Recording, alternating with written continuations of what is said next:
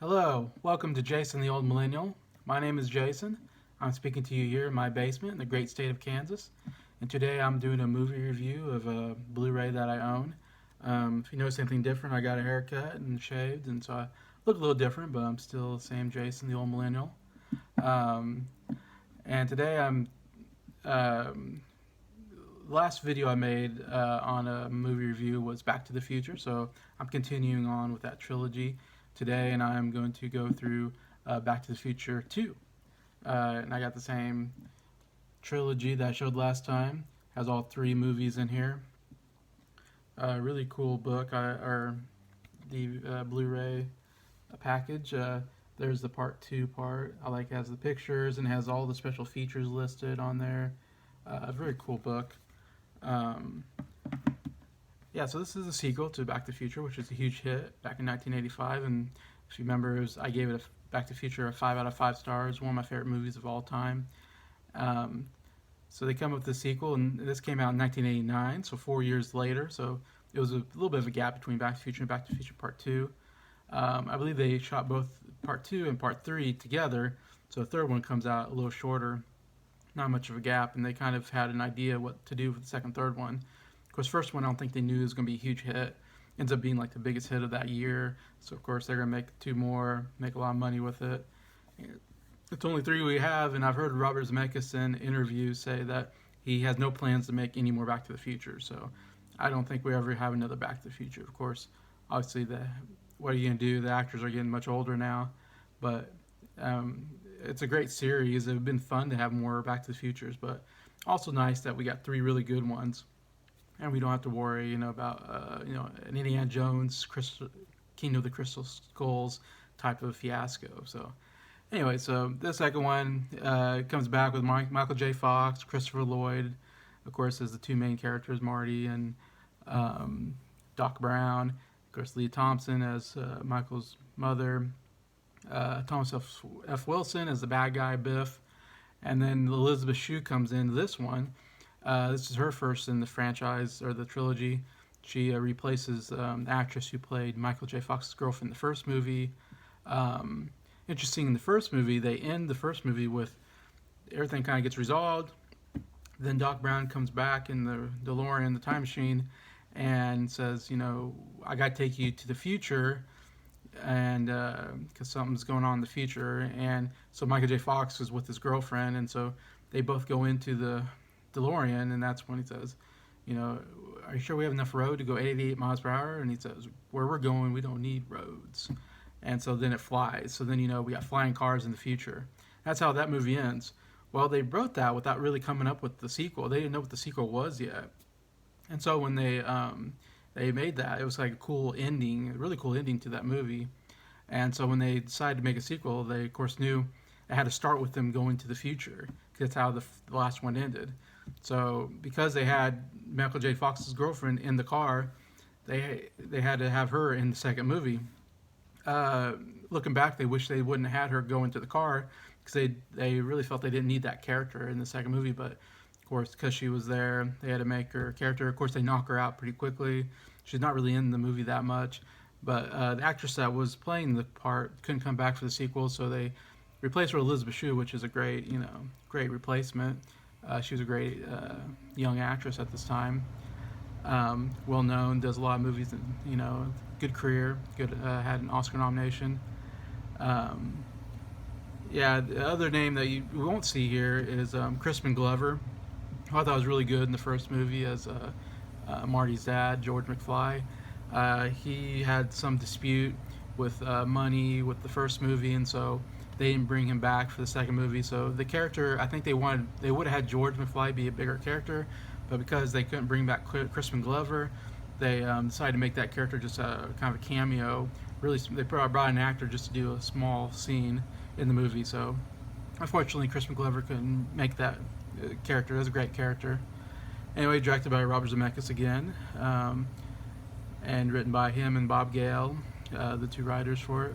It did get one Oscar nomination for Best Visual Effects, which makes a lot of sense, because there's a lot of the futuristic, when they go in the future, which future is 2015, they kind of imagine what the future is going to look like, and of course there's a lot of like flying cars and a lot of different special effects to show how, you know, technologically advanced the future is. So I totally see that. That's a lot of good visuals there. So I'm going to go through the synopsis of the movie. Quite a bit happens in this movie. Like I said, they go to the year 2015, which was 30 years in the future from 1985. And in the future, Doc brings Marty because Marty has a grandson who is going to commit a bank robbery and get arrested, and it was going to ruin the family name. So he brought Marty in to basically stop him from agreeing to join this gang by Biff's grandson, Griff. Of course, he's a horrible person, just like his grandfather. And we never see the father in between there, but Griff, the grandson, is kind of leading this, you know, kind of small little gang, and it's causing trouble and wants to rob a bank. I forget what it is. They're trying to rob something, like a bank, I believe. Anyway, so he goes in and takes the place of Marty because he looks just like his grandson, of course. It's played by Michael J. Fox in both roles. And so he then gets into a bit of a scuffle with Griff and the gang, and it ends up Griff gets arrested and not him. So he saves the family name and all that.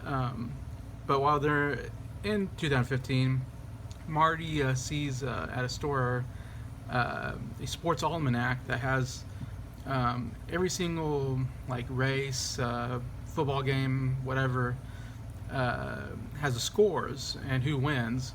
And so the idea that Marty buys it, and when they go back to 1985, he can bet and win some money on these. He can gamble and win a lot of money because he knows who's going to win, because he knows what's going to happen in the future now that he has this almanac. And of course, Doc, you know, tells him to throw it away. That, you know, this is kind of unethical to do, and that's not the reason why he invented time travel, to make money. And so they throw it in a trash can, but then Biff from 2015, I guess, overhears it, he remembers, of course, remembers kind of them in the past, and I don't know, he puts it together that they have a time machine. He grabs the sports almanac. When they're not looking, he gets into the time machine, goes back to 1955, visits himself in 1955, gives him the sports almanac, so then that he can bet on these games and make a lot of money. Of course, it make Biff's life a lot better in the future, because Biff doesn't have that great of a life in 2015, as kind of gets bullied by his grandson Griff. So when Doc and Marty go back to 1985, they find that there's an alternative 1985. It's not the 1985 that they had when they left. In this 1985, Biff is a multimillionaire because he has a sports almanac. He was able to make lots of money betting, and he ends up pretty much owning Hill Valley, and has a huge mansion tower thing, and it's kind of the celebrity of the town and runs the town basically. He pays off the police, so the police do what he wants. It's total corruption, total political corruption in the town, and the town is just run with crime, you can tell, and it's just a terrible place now because of Biff. And not only that, but Biff also, of course this is spoilers for the movie, Biff also murders Marty's dad, George, and marries Elaine, Marty's mom. And so he's now married to his mom, and he's very abusive, of course, and all that. And just, it's just real terrible. So he goes back, and so now they realize that Biff has the sports almanac, and that's why, in 1955, and that's why he's ruined everything. So now to save the alternative future now that's been placed, they have to now travel back to 1955 and steal back the sports almanac before Biff can use it to make his millions of dollars and ruin the future, basically, at least for Hill Valley. So he goes back, and you see scenes from the first movie when they go back to 1955, which is very fun. And he goes and they have a scuffle, and he gets back the sports almanac. So when he gets the sports almanac back, that saves the future and goes back to normal in the 1985 that they used to have. Anyways, that's a lot of information. Maybe a little confusing just explaining it all, but that's the basic plot of the movie, is just trying to save the future from Biff. So that's the plot. My backstory with the movie, of course, similar to the first movie. I don't remember the first time I watched it. It seems like a movie that's always been around, 1989, of course, I was about 6 years old. I didn't see it in the theater. I must have caught it on DVD or, I mean, VHS tape, or my caught it on TV maybe. Always really enjoyed this movie as a kid. I might have even enjoyed this movie more than the first Back to the Future movie as a kid, just because I love the futuristic stuff, the idea of 2015. Because even when I was a kid, 2015 seemed like a long time from now, and that seemed like a futuristic, like, oh wow, 2015 we're on flying cars and hoverboards. It sounded really cool, and I love the futuristic part of this movie. I love just imagining what it's going to be like in the future. So I don't know. I've always enjoyed this movie quite a bit. I feel like critically, people. I mean, Back to the Future is obviously, I think, the best movie in the trilogy. This was always a close second to me, and I still really like this movie. I feel like a lot of people really put this movie down further on the list than the first one, but I think it's really up there with the first movie. It's a really good movie. Not quite as good, but still, I think, an excellent movie. And it goes on with as my next thing I was going to talk about is how does it hold up now? Watching it again now in 2020, 2021. I just watched this recently again, and yeah, I just really love this movie. Just not as good as the first one, but still so fun. Of course, love the characters. Of course, Marty, Michael J. Fox, and Christopher Lloyd are so good as those two characters. Love their chemistry together. Like I said, I love what I love about this movie is that the first movie is so good and creative, and I love the use of time travel going back to 1955, and trying to save his own life basically from not existing. And so then you're making a sequel. You can't make it exactly like the first one. You gotta make it a little different. So where do you go with the second movie? And that's hard. A lot of movies have a hard time making good sequels. There's a lot of bad sequels out there because it's hard to come up with such an original idea for the first movie and then try to come up with another original idea for the second movie. But this is one of the best examples of coming up with a really original idea for a second movie using time travel. And I said I love time travel. I love the use of time travel in movies. It's such a creative use, sci-fi, fantasy use of a movie. What I like is that, of course, first one we go back in time.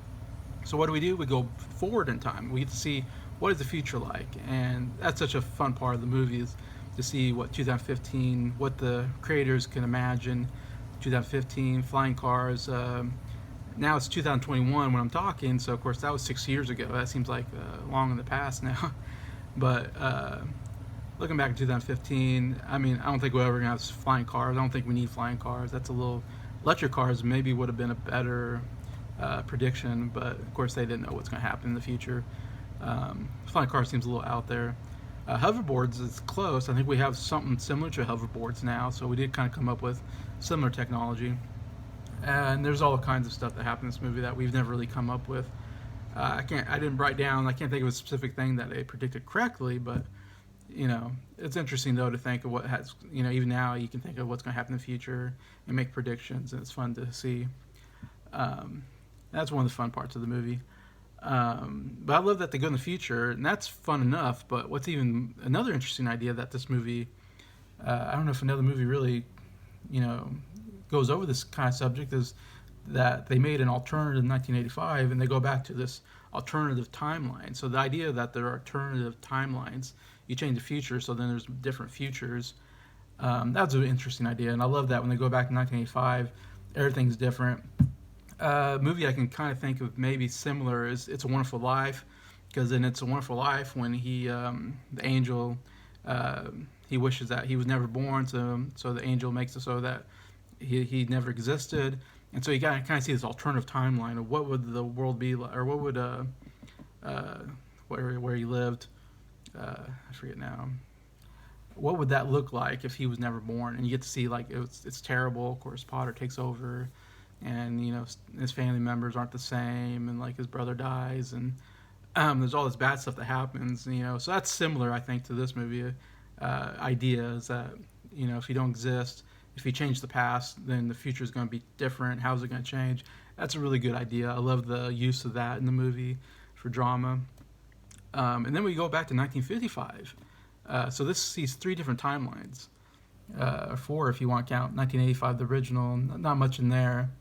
But you get to see 2015, alternative 1985, and you go back to 1955, like the first movie. So it's really cool how they The first one they only travel once in time. This one they're traveling 3 times. So that was a great use of a sequel to add more layers to the story, to go in different timelines. Yeah, and the movie just great pace, just real fun, never a dull moment. Always great story ideas. It's one of Zemeckis and Bob Gale wrote just a great trilogy, I think. Great screenwriters. Like I said, 2015 has some great visual effects. Um, and it's just very funny. The whole trilogy is very funny. I love the humor that's used. It's great. Great, some great drama in here. Great, of course, sci-fi ideas, but also a very funny movie. It's you almost say it's a comedy in some senses. I laughed quite a bit in this movie. So yeah, so it still holds up very well, I think, today. Best scene of the movie. It's kind of hard when I was thinking about best scene in the movie. There's not one scene that really popped out to me to say this is the one scene I think about all the time. There are some good scenes in the movie. I think of like when he first comes to 2015 and he walks into like this town center of Hill Valley, kind of a similar scene. And when he walks into 1955 Hill Valley in the first movie, this time it's 2015, so you get the same idea, but you can see how it's different because it's the future. And of course, exploring all the future ideas are very fun in the movie. I think maybe the scene that I really liked, I think maybe my favorite scene in the movie, is when he comes back to 1985 and he sees that, like, you know, his family's not in the house that he lived in. There's another family there, and he sees all the crime that's going on and all the destruction of the. And then he finds Doc Brown and finds out Doc Brown. Just finds out Biff. It's all because of Biff, and that Doc Brown is his future is he's going to be in an insane asylum. And so they go to his house, which is all wrecked up. And then this is where you're trying to get the idea of like what happened, why is 1985 different, and this is kind of a famous scene, that iconic scene that's been talked about in other movie or other TV shows, that Doc Brown gets this chalkboard up and he explains to Marty, here he draws a line, says this is our timeline, but because Biff changed this, and then he draws like another line down here and says this is an alternative universe, kind of that we're in now, 1985, and the whole explanation of that, is really cool. I love Christopher Lloyd's performance there and how he explains it, and it makes a lot of sense, and it's very, kind of cool idea, and it's been talked about, I think, in like Big Bang Theory, that TV show talks about this, and it's been used a lot in other movies or other TV shows. It's kind of a standard of time travels that they're even in Avengers Endgame they talk about the alternative, different lines make alternative universes. Anyway, so that's I think maybe that's my favorite scene. I really enjoy the whole. It's all, kind of talking about the plot. The rest of the movie takes place. That's kind of the turning point in the movie, where the rest of the movie is about that timeline and changing the timeline. So the movie is almost like two movies in one. One is changing the future, or trying to save the future from your, grandchild, ruining your family name. That's part of the movie. But then the most important part of the movie is to change the alternative 1985. So, so that's a great scene in the movie. I was thinking about best character. I said in the last one, my favorite character in the whole series has got to be Christopher Lloyd's Doc Brown, Emmett Brown. Is a really funny character, has so many great lines, and I love that performance. His best performance that he's most well known for.